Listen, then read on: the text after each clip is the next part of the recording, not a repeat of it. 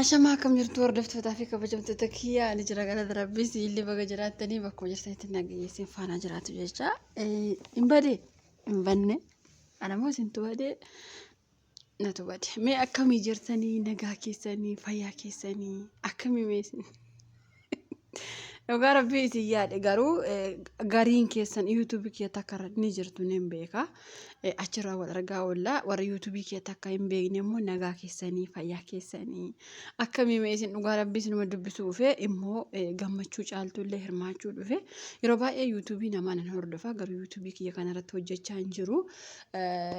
rakkoo biraafis miti numa dhiise yuutuubii kana dhugaa dubbachuu fi maal akka ta'e itti deebi'ee jedha kanaa booda dhugaa rabbii kaleessallee engadallee viidiyoo caaltu yeroo baay'ee hin ilaala yeroo baay'ee viidiyoo namatti akkana jedhan dabartu dhugaa rabbii kasaidoo kee ka muktaar kee ka caaltuu kee baqa yuutuuberoota oromoo miti ka lammii biraan na jedhan dabartu dhugaa rabbii daataa fayyadamee namni takka na jedhan dabartu garuu irratti viidiyoon hojjenne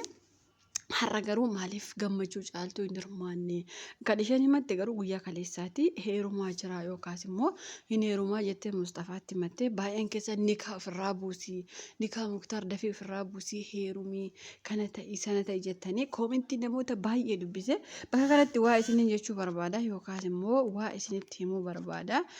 fakkeenyaaf namni tokko abbaa manaa walitti bu'ee hin heeruma yoo isiniin jedhe namni sun heerumii jechuu hin qabdan ture gin akka yaada keessatti ta'uu mala garuu akka yaada kiyyaatti muktaaruma amma maraatee jiru kana fayyifachuu hin dandeessi sababiinsa amma caaltuun fakkeenyaaf akka aarii goote yoo heerumte ilmoo ofirraa qabdi lamaan isaanii ilmoo wal gidduutti qabanii kana biraan immoo nikaa muktaar isheerra jira waan ta'eef caaltuun akkuma aarii tokko goote hin heerumachuu dandeessi garuu akka afaanii ta'uu dhiisuu danda'a jechuudha nan heerumaa dura nikaa kiyya narraa buusii sin barbaadu muktaar jettee osoo gaafattee baay'ee gaariidha namoonni baay'een keessan akka isheen nikaa ofirraa buustee heerumtu koomentii jalatti nama baay'ee barreessee fi anillee akkuma keessan caaltuu osoo dabartee heerumtee baay'ee gammada sababiinsa muktaar jireenya gaarii ishee gammachiisaa hin jiru jireenya gaarii waliin qooddachaa hin jiranii muktaar intalooma kana ari'a caaltuu mucaa mushii waliin jiraatti kanatti abbaa manaa biraa osoo horattee caaltuun tarii nama seeraan ishee jiraachisuu danda'u argachuu dandeessi kun abbaan barbaade 9 3 4 aga 30 yoo heerume achi keessa jireenya tokko argachuu hin danda'amaa jiru geen bakka kanatti waan ilaaluu qabdanii muktaar irraa osoo adda hin bahin nama biraatti heerumuun waan danda'amu miti akka amantaa eessaa islaamaa kiristaanaa maaliyyoo saniyyoo qebexaroo saqexaroo waan feete ta'e akka koomentiin ta'u dubbiin fakkeenyaaf nikaa nama qabdi yoo taate akka aarii goote yoo heerumte muktaar booruma ishee ajjeesuu danda'a jechuudha kanaafuu bakka ishee hin buutani maal isiniin jechuu barbaadare nikaa muktaar jalqaba ofirraa buusii jedha malee deemii heerumii eeyyen caaltuu ati gootaa ati akkasi namoota baay'ee akkas jedha dhugumatti caaltuun dubartii cimtuudha dhugaa rabbi ani mataan kun baay'ee takka ishee dinqisiifadha akkamitti akka caaltuu ta'a akkamitti dubartii cimtuu akka ishee ta'a uummata biratti jaalatamtuu lafarratti jaalatamtuu jechuun maatiin muktaar baay'ee jaalatu caaltuu maali fi kan uni miidiyaa irratti ishee jaalanne lafatti illee baay'ee akka jaalatamtu hin beekan dhugaa dubbachuuf maaliif dubartii safuu qabdudha dubartii kabajaa qabdudha bakka waan hundumaan irraa beekamaa jechuudha haa ta'u malee namoonni baay'een garuu akkanumatti deemii heerumi bakka ati goota ati leenca ka maqaa biyya keenya toshite ka jeefa barreessu jira dhugaa dubbachuuf bakka ati akkasi ati akkana dubartiin tokko takka heerumtee gaafa 2 3 heerumte gootummaan qabdu dhugaa rabbi isinitti hima maaliif namoonni daddarbanii heeruman maali beektani tokkoffaa jireenya isaan didaa abbaa manaa baduu bakka anjiraa miire amala abuusaa jira garuu muktaar amala abee caaltuu dararuu caaltuu rakkachuu kana osoo hin taane intala kanatu muktaariin sammuu isaa tuqe kana ni beektu Senegalee osoo muktaar akkanumatti nama baalagee tokko ta'u nama caaltuu cunqursu nama caaltuu reebu nama caaltuu tinaaf osoo ta'e ookee baay'een keessan aartanii ani mataan kollee aare muktaar nama akkasiitiin intalli kun irra utaalte heerumuu qabde osoo lubbuu ishee jechuu danda'a garuu namoonni baay'een akkatti achi fageessanii yaaduu asuma buttanii caaltuu ati heerumii ati goota keenya duraan ati dubartii cimtuudha jettan no hin danda'amu akkasitti ciminnatiin kee nikaa dhiiraa ofirratti baattee darbite dhiira biraatti heerumuun keessaafuu biyyittii sana keessatti soba dhugaa rabbii jechuun an akka yaada kootti caaltuu gorsoo osoo hin taane karaa itti caaltuun lubbuu ishee abdu karaa baanuuf jirtan warri koomentii akkasitti heerume ati cimtuudha warra akkas akkana ta'e jettan karaatti ati lubbuun kee baatu caaltu jettanii karaa baasuuf jirtan dhugaa rabbii waan akkasiin gorsiina tokkoffaa nikaa muktaar ofirraa buusii yaa koomentii barreessaa fi lammaffaa immoo yoo nikaa muktaar ofirraa buusuu baatte immoo akka amantaa ishee deemtee sheeka itti qaraasisuu qabanii jechuudha muktaaritti isinii galee muktaar caaltuu baay'ee jaalataa garuu rakkoon isaa mucittii kanatu sammuu isaa tuqee jechuudha akka sammuu isaa tuqxe immoo mucittiin sunis himtee jirti muktaaris immoo akkanumatti iyyuu irraa beekama baay'een keessa nama muktaariin yeroo baay'een muktaar fa'aa Saayidoo fa'aa kan akka sabboontuu fayyoo ijoollee baay'ee irraa hojjedha viidiyoo akkuma nama beektaa yuutuubii kiyya kanarratti isa takkattillee akkanuma kanaa miti garuu haa ta'u iyyuu malee maaf jala kanan arrabsu beektanii hin beekamu ilma namaa kana lafumaa kaate ati akkas siyaa ajjeesu siyaa qalu akkana hin jedhina dhugaa rabbi amma muktaariin akkatatti isin abaaraa jirtan akka ajaa'ibaati yoo bor caaltuu walitti deebi'anii maal gootan dhugaa rabbi har'a caaltuun akka aarii goote hin heerumaa jette borummoo muktaar dhufe